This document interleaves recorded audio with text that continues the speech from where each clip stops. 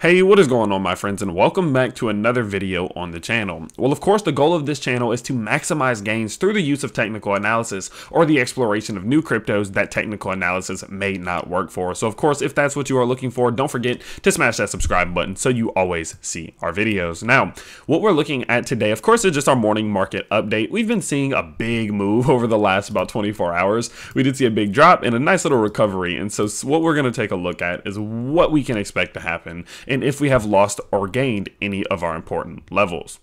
So just in terms of what we've been seeing, of course, we did see that Bitcoin fell all the way back down to $39,600 to $39,500 at one point. It was a very, very brief crash, just for about a few hours before seeing some recovery back up over 40,000. Now, honestly, I am very happy that we did see a near immediate recovery back above 40. That just goes to show me that there are still the bulls, that there are still those people who are willing to be buying at that 40,000 or below mark. We still have all those limit buys put in, and I think that does show a lot of confidence in the market. Now, speaking of confidence in the market, we have been being pushed this very, very, just in my opinion, false agenda over the last few weeks. Honestly, over the last like 6 days straight now. Whenever we're seeing things like this, extreme fears Bitcoin falls below 40K and then bounces. And then there was this one over here. Bitcoin briefly crashes to $5,402 on network glitch. No, it didn't briefly crash to $5,000. The app showed that it was at $5,000 when it wasn't truly at $5,000. That was an app glitch. You know what I mean? And it's just so frustrating whenever we are seeing these things, because if we're looking at the charts realistically, there are still clearly bulls in the market. And what we notice is that a lot of these big players, a lot of these big medias are going to try to capitalize on those negative emotions. And we do know that. And I'm not even talking politically. That's just factual. That whenever we see these things happen, they're going to try to capitalize on it. And they'll start to push these agendas, and they'll start to push some of these falsities that are just simply not good, right? And so what I mean by that is we can see just for Bitcoin dominance, for example, let's just look at this one, okay? Whenever we take a look at Bitcoin dominance, let's go to the dailies. We can see that yes, Bitcoin dominance has been increasing. Now what this means is that Bitcoin dominance, or Bitcoin itself, has been outperforming altcoins. The total market cap of Bitcoin in relation to the total market cap of altcoins has been growing. And so what this tells us is that more people are starting to take a bit of a safer bet by taking their money, funneling it from altcoins and putting it into Bitcoin.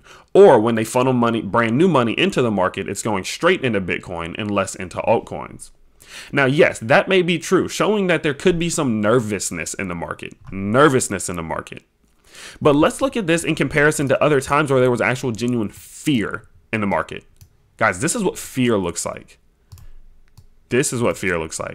Let's go out to, let's see, on this chart it's May 19th. Let's go to the Bitcoin charts from May 19th.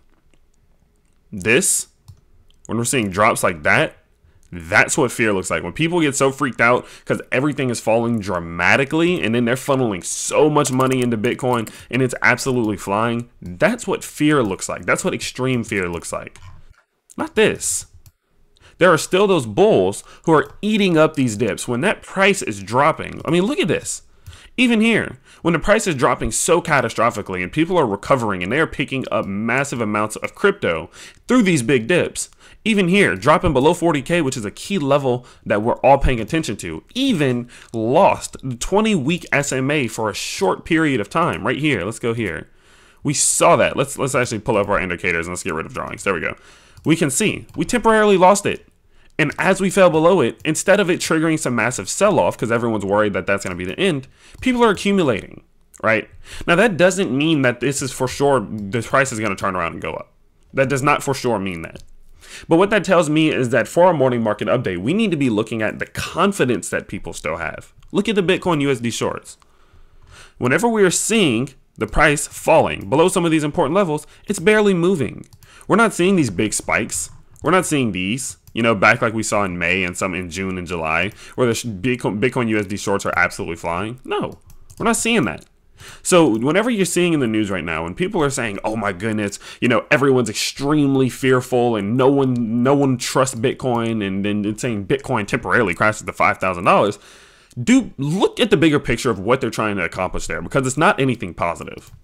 So now with that being said, of course, let's take a look at what we need to see happen right now. So of course we did see that Bitcoin USD did fall down below a 20 simple moving average, but recovered it. Now, you guys do know that I use the Bollinger Bands a lot. It's a tool that I absolutely love, especially in terms of determining when we're looking at a pretty good extension to the downside. Could be looking at some type of reversal coming up off the bottom of our Bollinger Bands. And of course, this orange line that does run in through the middle is going to be our 20 SMA on the weekly charts.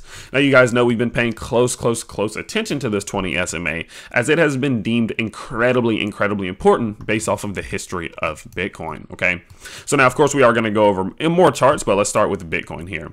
So what we can see is that in times in which we will see that Bitcoin falls below its 20 simple moving average, there tends to be an extended period of time before we can come back to recover it. I mean, these are weeks. So look at this: 1, 2, 3, 4, 5, 6, 7, 8, 9, 10, 11, 12, 13, 14, 15, 16, 17, 18. I mean, this is about 4 months right there, right? That we were looking at some type of downtrend. Even here, more extensive entrance into a bear market started at the loss of that 20 SMA. Lost that 20 SMA, went into a bear market. Okay, and if we just go back, it's a very continuous thing. Okay, we see here we're all good, we're holding above it all these times, but then that moment we crash down below it, looking at a downtrend, we recover it, we establish support on it, boom, start of the uptrend. So something that serves as such strong resistance and strong support, we need to see that we're able to hold it if we want to see the continuation of our bull run into the end of the year. Now, it is even more important that we hold it this week approaching. Of course, this is the last week of September, so we want to see that hold. But the reason I say that is because of the similarities that we saw back here. So, of course, as you guys do remember, in 2018, 2017, we came up to set that all-time high, entered into some type of bear market, but attempted a rally here. Now, we attempted that secondary rally, and if you look, just so happens that we come up, we establish this high, we come back down and retest this 20 SMA on September 23rd of 2019. That is when we started to see the big collapse. September 23rd, the week of that. Well, you guys know today is September 22nd of 2021. Exactly 2 years later, now we are coming back down to see an almost exactly identical retest after seeing a relief rally from a big fall, as we did see back there. So we absolutely do want to see us be able to hold this and get out of this month. We all know historically September is a terrible month, and we just simply want to see us get out of it. We've been talking about this for the last 2 weeks now, and we really want to see us hold it. Now, the 20 SMA, it is so important. It's something that I realize its importance while exploring the Bollinger Bands, and so we need to pay close attention to how these interactions do happen. Now, in terms of our altcoins and what we're seeing right now, it's almost a very identical setup right now. We're coming back down to retest a very crucial level in that 20 simple moving average. We wigged down for altcoins, and we actually did not touch it. We actually didn't touch it. We were able to hold above it, which shows the strength that altcoins have. And it's no surprise considering how Bitcoin dominance has fallen over time to see that altcoins are somewhat relatively outperforming in a very long-term perspective here. Of course, whenever we look at even Ethereum, coming back down, let's go here, coming back down, we retested that 20 simple moving average. Now, Ethereum is a little bit different, right? We've seen it fall below it and be able to recover it. But overall, whenever it is a level that is still so important, we want to see that we can hold it. We want to see that we are able to hold above it, because if Ethereum starts to lose it and we start to see some other cryptos like ADA start to lose it, of course, I do believe that's going to also coincide with Bitcoin losing it, which just wouldn't be fun, right? We don't even want to see something like this in which we're seeing another 3 months in the red. Okay, so overall, all eyes on the 20 simple moving average now that we have come down to touch it. It is going to be incredibly important. Now, you guys do know we are also paying very close attention to our 100 EMA. Our 100 EMA on the daily charts, or the 200 EMA on the daily chart, sorry, has now also been interacted with, as you can see here. In the times in which we have started to lose, this 200 EMA have also served as times of red. So as long as we can come back and get a close above that 200 EMA there, currently sitting right around 41,700, as long as we can hold that, that would be fantastic, because also those moves where we would see us lose the 20 simple moving average, that would also coincide with the loss of the 200-day EMA, which is typically followed by a lot of red, okay? And we don't want to see that. We don't want to see a lot of red. Of course, no one does. And so with that being said, of course, pay attention to these two, the 20 simple moving average and the 200-day EMA. These are going to be incredibly important, but at the moment, we have done a good job of recovering. We just want to see that that recovery does hold strong and that we can look to see some type of a little bit more major relief rally in which we see maybe even on the daily charts here that Bitcoin's prices do start to recover back up, start to retest some of these Fibonacci's off that swing high down to that swing low. You know, I'm looking for a move back up to 45,000. I'm looking for a move back up to 44,000.